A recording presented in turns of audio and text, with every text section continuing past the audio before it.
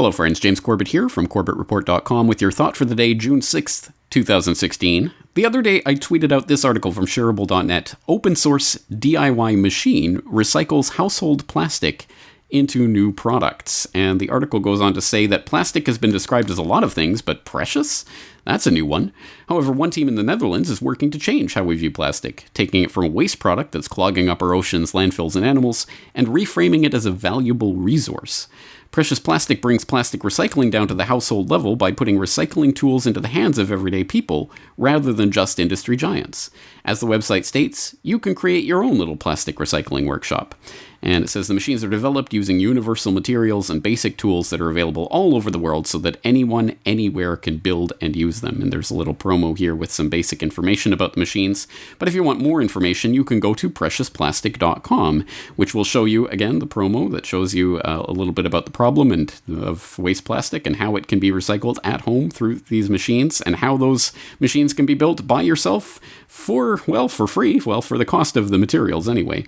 And it's got information here on various ways, but if you want to really dig down into the website, you click on the menu, you've got the plan, the machines, creations, and news. And if you want to, for example, to explore the machines themselves, well, they're all modular, they're open source, they're inclusive, and build yourself. So, for example, there's an extrusion machine, an injection machine, a compression machine, and a shredding machine.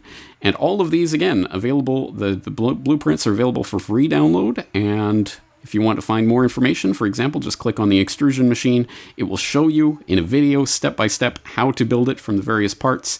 It costs under 200 euros for the raw materials and takes 5 days to build. And you make the hopper, the barrel, the nozzle, the barrel holder, the framework, the electronics, and then you start using the machine. And here it is, and here's the finished product. And of course, you've got the technical blueprints that you can download with the CAD drawings. There's a 3D visual that you can use to take a look at the machine from a 3D point of view as you're building it, so you see what you're building. And at the end of the day, you're going to have this plastic extrusion machine. Basically, it takes waste plastic and it extrudes it into a plastic filament like this. What on earth are you going to do with that plastic filament? Well, I hope my listeners already know the answer to that from my 3D printing episode a couple of years ago, where we talked about such resources as Thingiverse, which is an open source database of freely available for download online blueprints for bajillions, to use a technical term, of plastic items that can be created through your 3D printer from exactly that type of filament. That goes in as the raw material, and what comes out is, well, up to you. You can design it yourself, or you can download the free blueprints from the Thingiverse database, or there's other databases online, but this is one of them. Something that caught my eye on the homepage earlier today is this mini monster truck with suspension. Again, the free download for the blueprints themselves. You can comment on it, remix it, share it.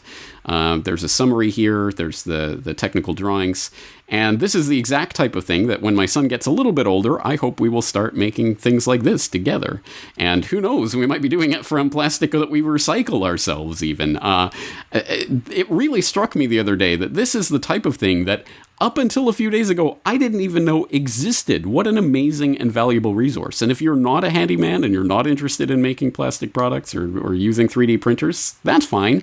There are all sorts of open source blueprints and ideas and schematics and things that are available, again, completely for free online that most people don't even know exist.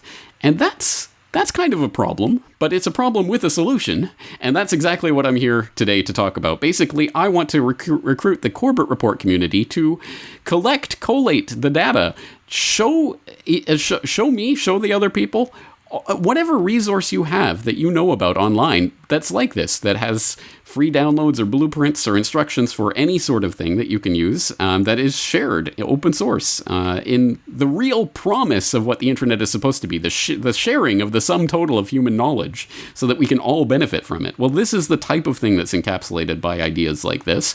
But again, this is just one small idea. And I've talked, I had an entire episode on open source that I did a few years ago that I'll link in the show notes that talked about some of the other ideas that you can find. There's a project, for example, to create an open farm where all of the farm implements that people would need for farming are available, again, through blueprints that you can download online, and you can construct all of them yourself, and they're modular, and available from commonly available materials. Again, that's going on right now, and that project is ongoing as far as I know, so more information about that in the show notes. But again, it strikes me that we've done so much different work on open source here in the Corbett Report community over the years. We've talked about open source investigation on P2P solutions, a particular favorite of mine.